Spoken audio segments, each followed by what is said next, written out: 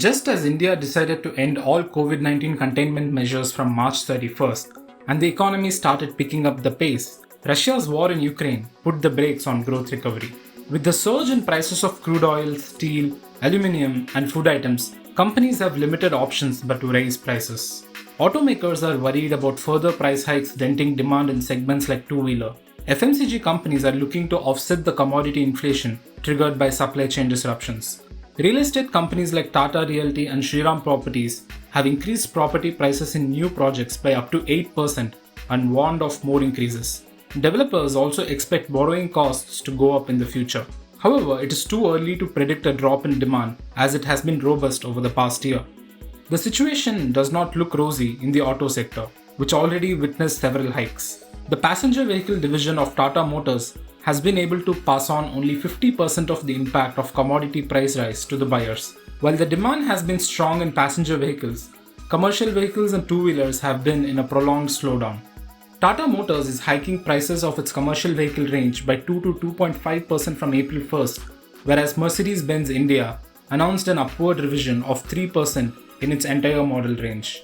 Demand weakness continued after the second wave, impacting the rural sentiment. Particularly, as we have seen, tractor and two-wheeler segment is under more pressure, whereas on the other side, CV is relatively better, and passenger vehicle segment is purely outlier with a huge waiting period, even more than 1 year for few products like XUV 700, etc. So accordingly, we believe that pricing power with the automaker is also in a varied fashion. And similarly, two-wheeler and tractor players has a limited pricing power to pass on the cost escalation.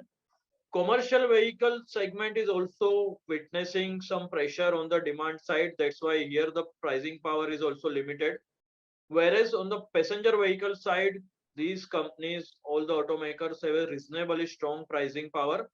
But we should note that within this segment, SUV segment where the demand is really very high and the segment has been growing in a healthy double digit in past few months, pricing power is reasonable and price hike is taken at regular interval in the range of close to 2% every quarter. Whereas within the passenger vehicle segment, passenger car segment is still under pressure, and here the pricing is very limited, or I would say there is hardly any pricing power. So we expect price hike in a phased manner, which would just cover up 20 to 30% of the cost escalation. Balance 70-80% price related increment would happen in coming quarters, but it cannot happen in a one go. Domestic airfares have also gone up significantly as jet fuel prices reached a record high. But a strong recovery in air travel has provided a cushion for the sector. When it comes to the FMCG sector, another round of price hike is in the offing. Products ranging from biscuits to shampoos to detergents have gotten costlier, and the ongoing war has only made things worse. The sector is worried about demand taking a hit if prices rise further. Venkatesh Vijayaraghavan, the CEO of FMCG major Kavincare, said that volume growth has been tapering and consumers are also holding back their consumption. Dabur India CFO Ankush Jain voiced a similar sentiment, pointing to consumers relooking at their discretionary purchases while also downtrading to smaller packs.